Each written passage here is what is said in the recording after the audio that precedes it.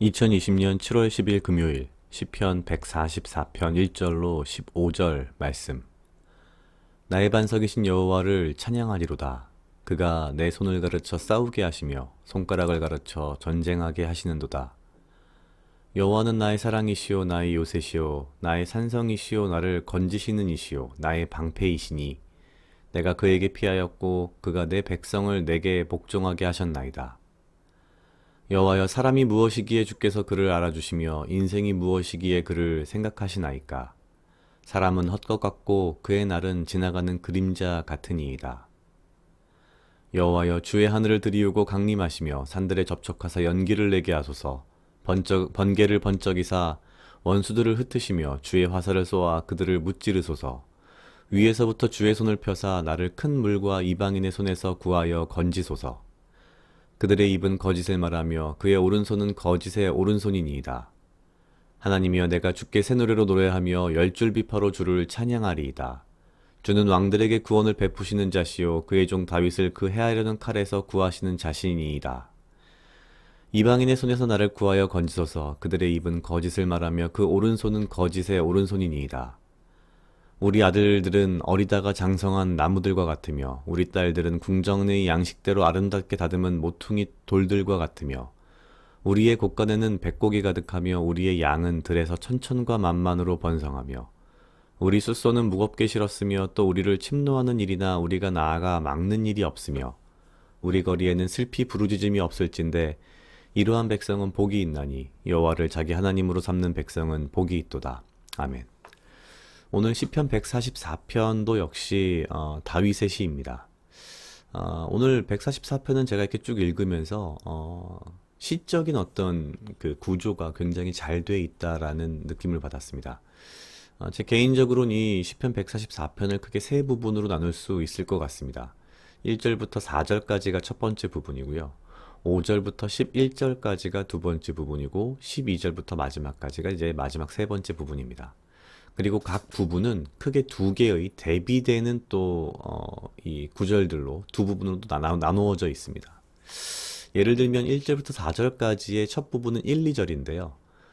나의 반석이신 여호와를 찬송하리로다 라고 하면서 이렇게 시작합니다. 그가 내 손을 가르쳐 싸우게 하시며 손가락을 가르쳐 전쟁하게 하시는도다. 사실 그냥 처음 읽었을 때는 그런가 보다 하고 넘어갔는데 다시 읽고 또 읽어보면 굉장히 참 큰 은혜가 있는 말씀이다라는 생각이 듭니다. 가르쳐 싸우게 하시고 가르쳐 전쟁하게 하시는 도다라는 이 말씀이 은혜롭다기보다는 무엇을 가르쳐 싸우게 하시고 무엇을 가르쳐 전쟁하게 하시냐면 내 손과 내 손가락입니다. 하나님께서 내 손과 손가락을 훈련시켜서 싸우게 하신다는 겁니다. 여러 가지 의미가 있을 수 있겠습니다만 첫 번째는 전쟁이라고 하는 것이 벌어졌는데 전쟁은 우리가 정말 온 몸을 다해서 뭐랄까요? 우리가 가지고 있는 능력, 지식, 지혜, 전력 투구해서 싸우는 것이 전쟁인데 다윗은 이렇게 고백합니다. 하나님께서 내 손과 내 손가락을 가르치셔서 전쟁하게 하신다. 하나님과 함께라면, 하나님이 우리의 주님이시라면 우리는 그냥 손과 손가락만 가지고도 충분히 전쟁을 하고 승리할 수 있다는 것이죠. 또 다른 의미로 본다면 이 이후 두 번째 파트에 나오긴 합니다만 우리가 전쟁에 있어서 해야 할 일은 우리가 나가 싸우는 것이 아니라는 겁니다. 우리가 우리의 손과 손가락으로 기도하고 찬양하는 것이 우리의 전쟁의 핵심이라는 거죠. 물론 그렇게 되기까지는 굉장히 분명하고 깊은 믿음과 하나님에 대한 신뢰가 필요할 것입니다. 그러면서 2절에 고백합니다. 나의 사랑이시고 요새이시고 산성이시며 방패이시다. 그러면서 이렇게 위대하신 하나님을 찬양하는 1, 2절에 이어서 첫 번째 부분에 대비되는 3, 4절은 사람에 대한 이야기를 합니다. 대비를 시키는 거죠. 우리가 잘 알고 있는 찬양으로도 있는 여호와여, 사람이 무엇이기에 주께서 그를 알아주시며 인생이 무엇이기에 그를 생각하시나이까. 이게 우리가 잘 알고 있는 복음성가 찬양의 그 가사인데요. 그러면서 4절에 이렇게 말합니다. 사람은 헛것 같고 그의 날은 지나가는 그림자 같으니이다. 이렇게 헛것이고 그림자 같은 지나가는 그림자 같은 사람을 위해서 하나님께서는 앞에서 이야기했듯이 우리 사람의 손가락을 가르쳐서 싸우게 하신다는 겁니다. 사람이 무엇이기에 이렇게까지 하시며, 또한 사람이 무엇이기에, 내가 무엇이기에 나를 위해서 이렇게 싸우십니까? 나의 요새가 되시고 산성이 되시고 방패가 되십니까? 라는 이야기를 하는 것이죠.